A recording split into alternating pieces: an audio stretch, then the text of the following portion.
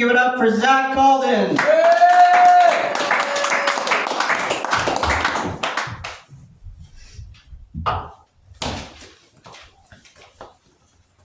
What's up? I wish I was like the Rain Man, but no, we're talking the Rain Man.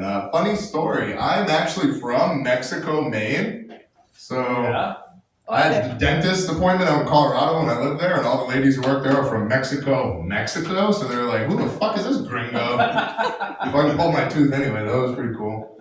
So we did a show here on New Year's Eve, and Nick was there, Paul was there, Ashley was there. We're in the fucking back room, which if you didn't know, there's a green room back here. It's fucking pretty sweet, but we're chilling back there, and I'm telling the story of my first tattoo and how it was done with a prison gun, which if you don't know, a prison gun is you cut off a piece of a big pen, file down a guitar string to a very fine point, you take the vibrating motor out of an Xbox controller, hook power up to that, and plug it into the wall, you got yourself a tattoo gun. As I finish that story, Paul looks at me, he's like, "I love prison engineering, but how'd you get an Xbox controller into the prison?" And then Nick and Ashley agree, like, "What the fuck were you in for?" I'm like, "Guys, it was in my friend's living room, like on a recliner. Like, do I really give off prison vibes? Like, Yes. I can see the county jail, you know, I can see myself in an orange jumpsuit for a few weeks, but I've been watching the fucking 60 Days In, and I wouldn't fucking make it in prison, all right? If a fucking Marine wouldn't make it in prison, I'm not gonna make it in prison. Like, I would rather either do what they did to Epstein to myself, or I'd probably just get beat to death by a correctional officer because I fucking hate cops and like they want to be cops, so it just wouldn't work out. Like, fuck you, you want to be cop? My great aunt was a fucking correctional officer, and I used to beat the fuck out of her at the family reunion, you pussy. Well, maybe I do give off prison vibes, but no, I hate cops because like it wasn't inherited or anything. It was like I taught myself that. But my first like memorable encounter, well, I don't remember my very first encounter because I went to a middle school dance drunk when I was like 12. And then other than that, it was like throwing apples at cars on the highway and shit. They'd come. "We're not getting out of the car, come out of the woods." Old fat fucking cop, like he's not chasing us, we knew that. But my parents had me fake arrested one time. Like I got caught with a little bit of weed when I was 13, like my dumb naive ass didn't think my mom grew up in the 70s, so had a roach in the old cigarette pack and got in the car, fucking woo, get home and she's like, "Give me your backpack," and I fucking up the stairs to my bedroom I went thinking I'm swift, and no, she got it. She grabs a cigarette pack, throws me on the table, throws that on the table, smoke every one of those. There's 2 joints in there, so I'm trying to be quick with it.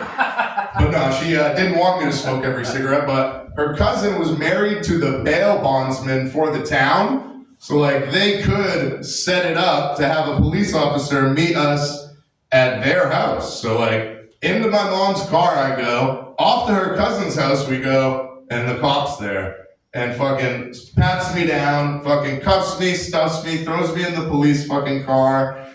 And on the way to the police station, this cop says to me, "You know, if you keep smoking that shit, it's gonna make your dick fall off." And like, I am not 100% sure he was lying, but I'm at least 50% sure he was lying. Because I still smoke weed and I still got a dick, but yeah, so that was the fake arrested story. My dad, though, trying to scare me straight with that one. One time, you know, we grew some weed together, but he don't even smoke. Made some pot oil to make some brownies. Well, my dad made the batch of brownies and then ate my fucking brownie, and I wasn't nowhere to be found. I was gone. And I show up at his house, and he's in his recliner with the fucking blanket up to his chin.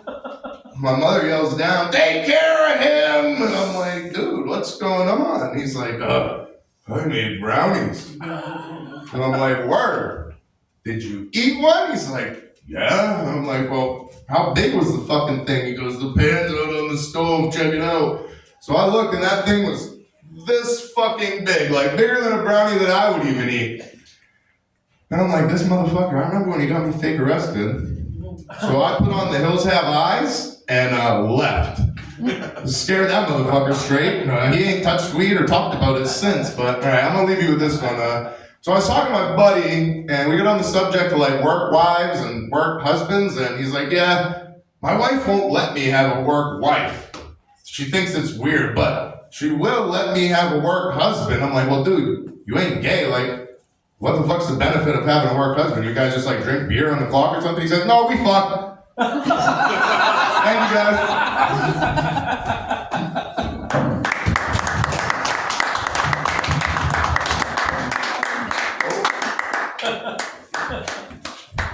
Zach Calden, one more time. Zach's really modest about his side hustle. He actually does daycare. If